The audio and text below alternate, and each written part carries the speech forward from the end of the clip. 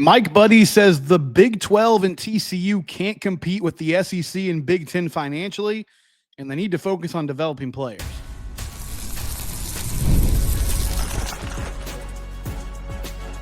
You are Locked On Horned Frogs, your daily podcast on the TCU Horned Frogs. Part of the Locked On Podcast Network, your team every day. Locked On Horned Frogs, your team every day. I'm your host, Steven Simcox. I've been covering TCU athletics for the past 12 years. We're brought to you today by 5 Hour Energy. Grab a 5 Hour Energy at your local convenience store, grocery store. You can do it online now at 5hourenergy.com. Staying up late this weekend to watch some basketball, make sure you grab a 5 Hour Energy, or if you just need something to get you through the day. Mike Buddie went on 365 Sports with my old colleague, David Smoke, and spoke to him for about 20 minutes. It was really good. A lot of things were covered, but I'm going to focus on two specific topics today. And the first one is he told Smokey the Big 12 and TCU can't compete with the SEC and the Big 10 financially. And I mean, that's common sense to a certain extent. Why is Brett Yormark turning over every rock and shaking down every pillow looking for money? Well, it's because the Big 12 is lagging pretty far behind with these TV deals when it comes to the SEC and the Big 10. And I think he's the right commissioner, the right guy for the Big 12, especially right now as they try to find creative solutions to close that gap. But it's the truth. And so that trickles down to a lot of different things. But the main thing is NIL, because we are in a world now where you are paying for players. And TCU is doing their best through the Flying T Club right now to do that at a high level. We'll see what happens with revenue sharing this summer if the judge ends up passing that and we have somewhat of a salary cap and some more parameters. I think that could really help schools like TCU. But regardless, Mike Buddie says TCU is going to have to find different ways to compete. Hear his comments courtesy of 365 Sports. Well, we can't keep up with it financially, but we can certainly do everything that we can to keep up with them competitively. And again, not to harp on my previous institution, but Army West Point, we were 12-2 in football this year. Not one kid got $1 of NIL money. None of them are going to get revenue share, and we can't take kids out of the transfer portal. So obviously, it can be done, and obviously that's a unique situation with academies.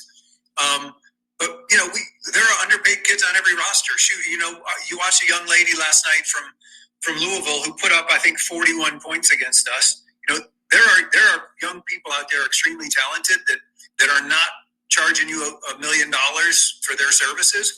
You just have to find them. And what I love about TCU in particular is we have this innate ability with our coaches to develop talent. So we can find these kids that maybe are underappreciated, undervalued, and develop them as athletes and as students and as young people.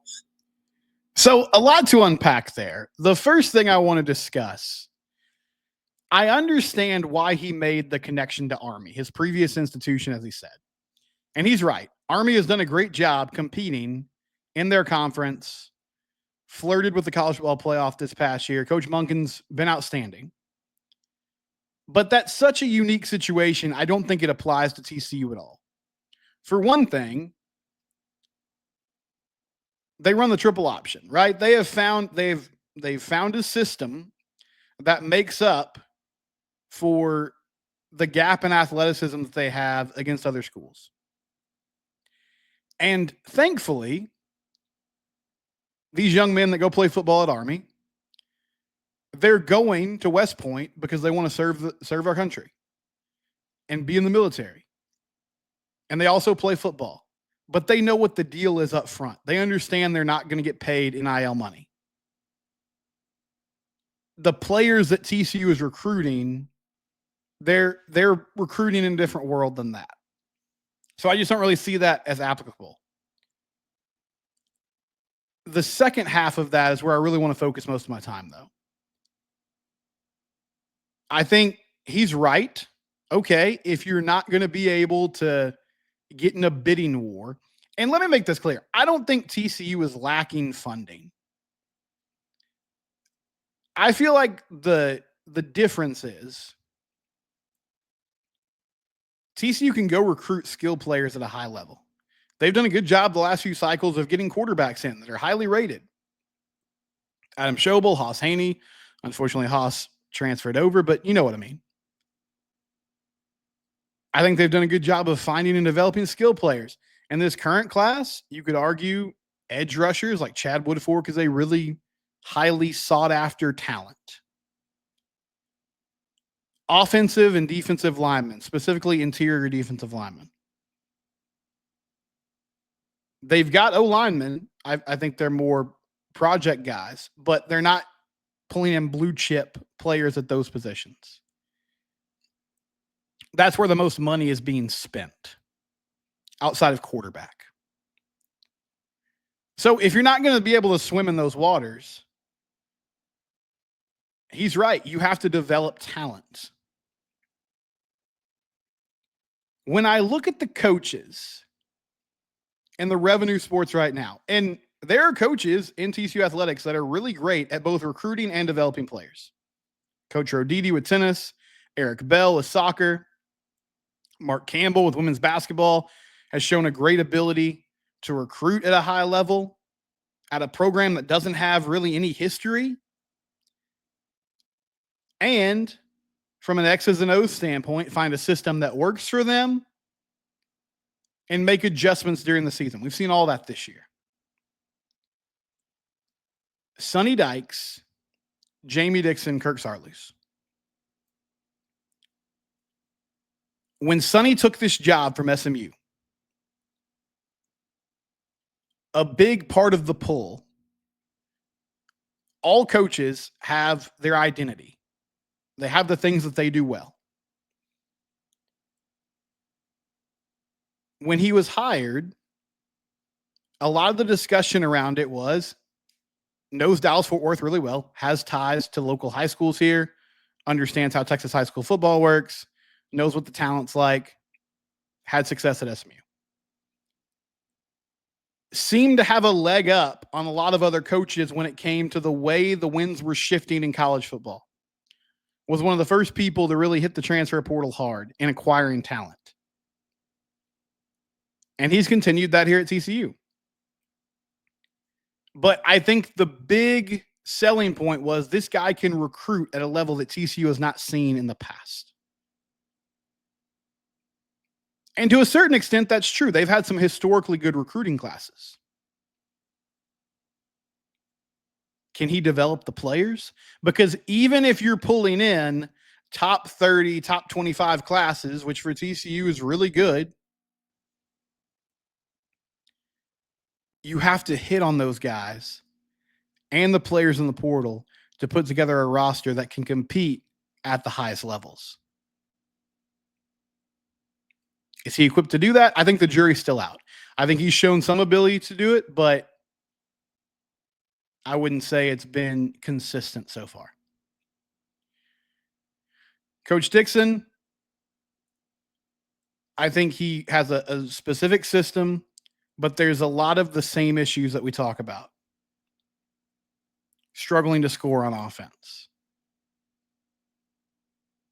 Missing free throws. Not having shooters. Not being able to space the floor. Now, there have been some players that have really developed under him. Desmond Bain, Damian Ball, Mike Miles. But last year's group, partly because of injury, really struggled. Kirk Sarloos is a great recruiter. Watch some of the freshmen that TCU baseball has right now. They are extremely talented. He has to get better at developing talent. But going back to football, in my mind, that means you have to throw more resources at your scouting department. Because if the way you're going to close that gap and make up for the difference in funding is by finding players that are under market value, that you look and you say, well, maybe this is not a 4-star talent right now, but we can turn him into one. And we have the resources to get him on campus. I'm not sure TCU's there yet.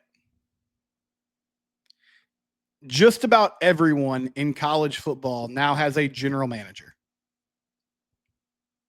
Somebody who is basically putting personnel together.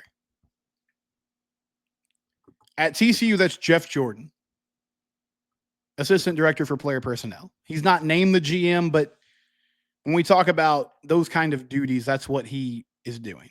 And in fact, I think Sonny went on the ticket a few years back, and Corby Davidson asked him, and this was still when that GM role was pretty new. And he was like, hey, you guys have a GM? He's like, oh, yeah, it's Jeff Jordan. So he's in charge of scouting guys. And I've heard Sonny say in the past, the way they approach the portal, they have a list of guys that they had a good relationship with during the initial recruiting process, and they have a list of guys from DFW. And they're scouting those players on a consistent basis, and if they hit the portal, they're ready to go. I think TCU has to really get more invested in that part of the program. Because Mike's right. That's what it's going to take to make up the difference. I'm just not sure if they're fully there. When we come back, Mike Buddie also says Jamie Dixon doesn't have everything he needs to compete. We'll talk about that next year on Locked On Horned Frogs, your team every day.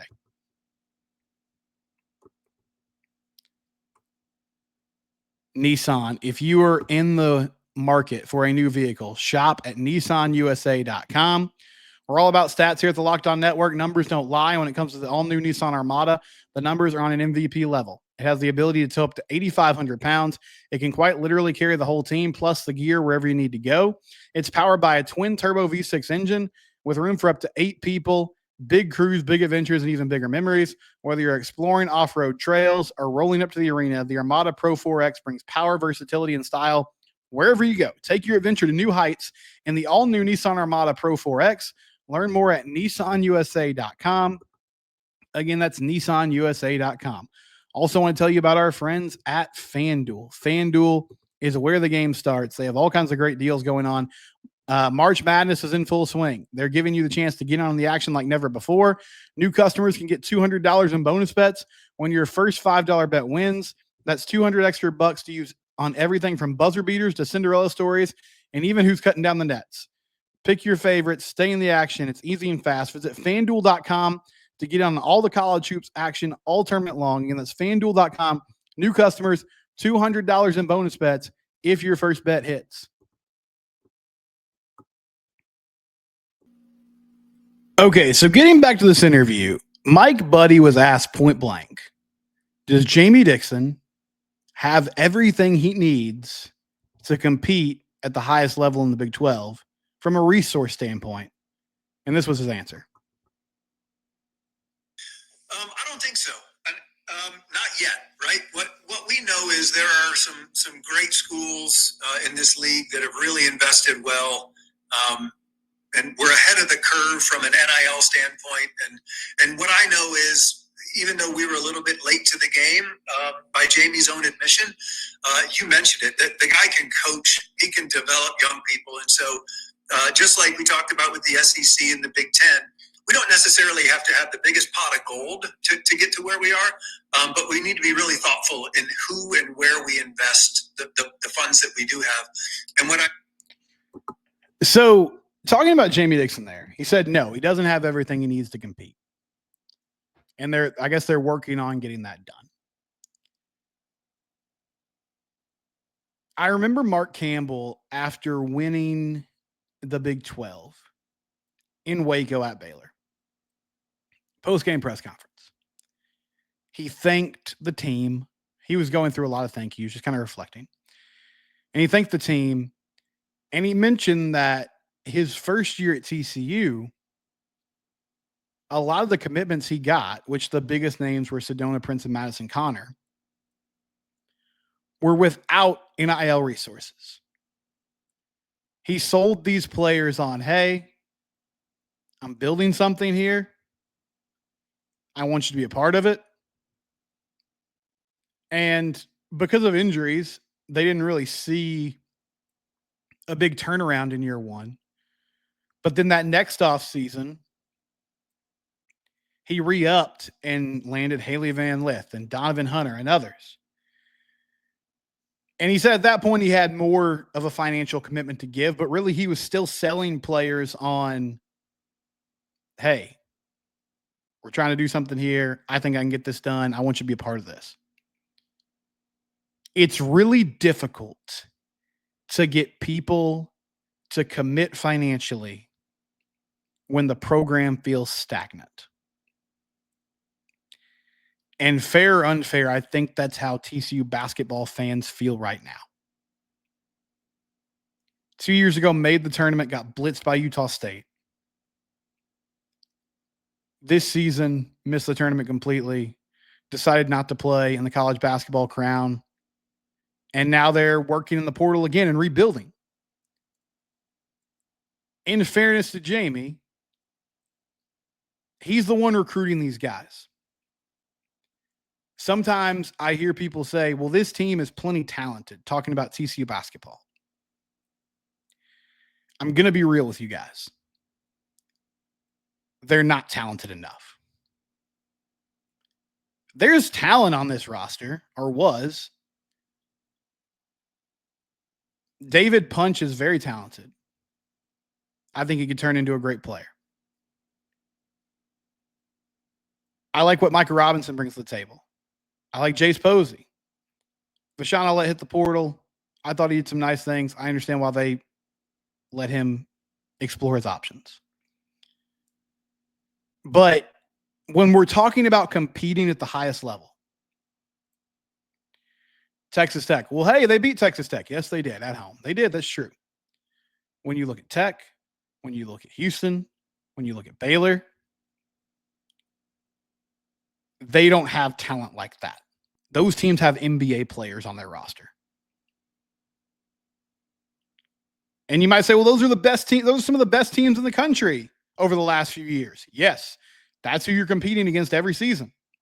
So that means you got to be right there with them.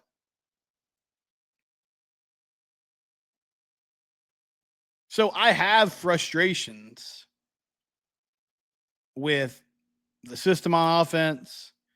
And I mean, it's, hey, what comes first, the chicken or the egg type of thing? Because if you don't put together an enticing product, then recruits aren't exactly going to be sprinting down the hall to join the team, right? Now, Mike Buddie's not going to throw anybody under the bus publicly. It wouldn't make any sense. It's not what athletic directors do.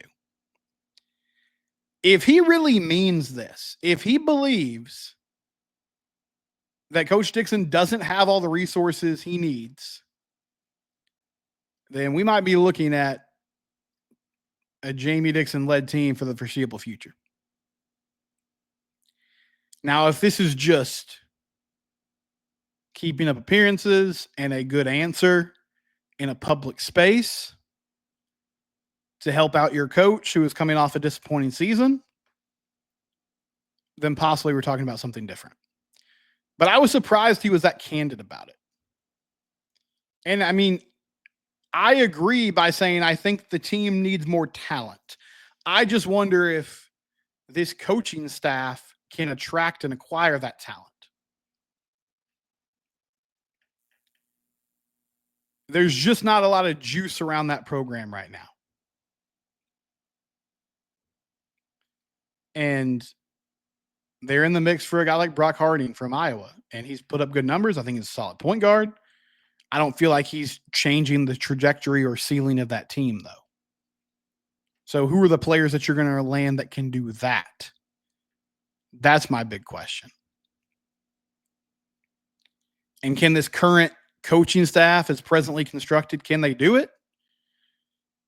I have my doubts. You got to find people who can create their own shot. I like David Punch a lot, and I think there's a ton of potential there.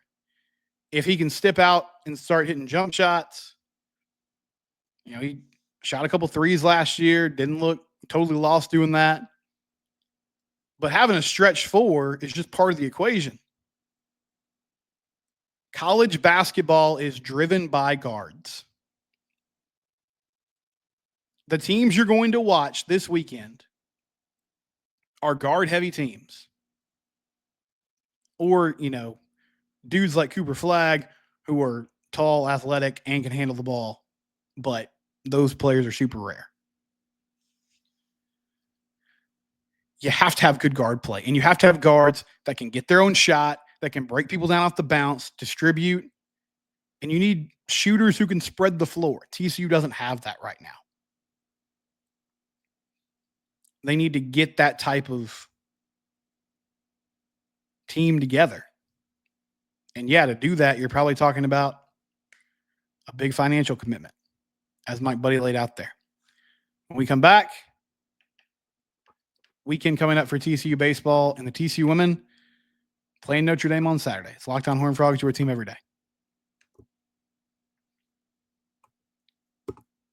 I've been tired this week. I've been staying up late, recording podcasts. It's been a busy week at work. 4 kids are always kind of exhausting. I love them, but you know how it is.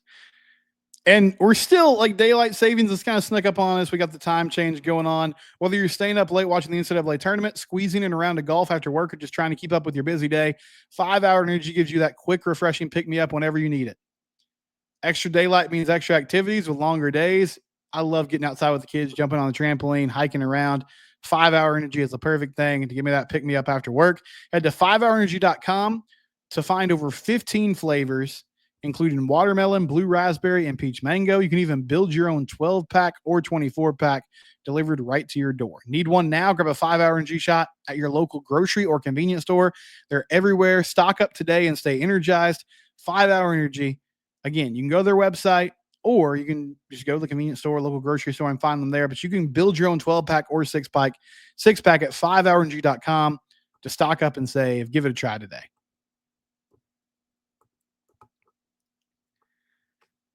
So TCU women's basketball, they'll be playing Notre Dame at noon on ABC on Saturday in Birmingham, Alabama. And what a great opportunity for Mark Campbell and his squad.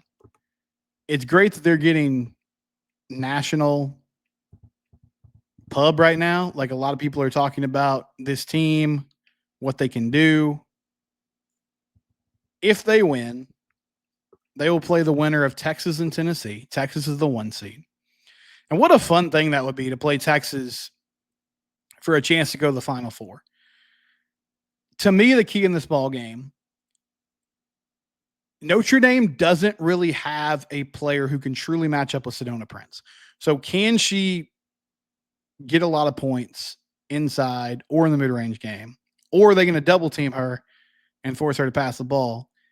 And then the Notre Dame backcourt of Hannah Hidalgo and Olivia Miles are great players. Can Haley Van Lith and Donovan Hunter match that? Donovan Hunter was outstanding against Louisville. Shot the ball well, played good defense. She does a little bit of everything. And even if it's just 4 or 5 minutes, can TCU get some good minutes from their bench players so that these starters are not out there just the entire game trying to get the job done? Notre Dame's rolling. They're playing well. TCU played really well against NC State. That game got sort of close, but in my mind, it was never really in doubt. I felt like they were in control throughout. And yeah, Jada Curry had a great game. Mike Buddie mentioned that earlier when I was playing that audio. She had 41 points, played well. But TCU handled their business at home in Fort Worth in those 2 games. TCU baseball on the road against Houston. It's tough to sweep teams on the road, but man, a sweep would go a long way. That was a nice mid-series sweep against UT Rio Grande Valley. Need to build on that. Cademan Parker, supposed to make an appearance and pitch, which is welcome news. Not sure if he'll be on a pitch count or I'm sure they'll watch him closely. But he will at least be available again to give them some innings.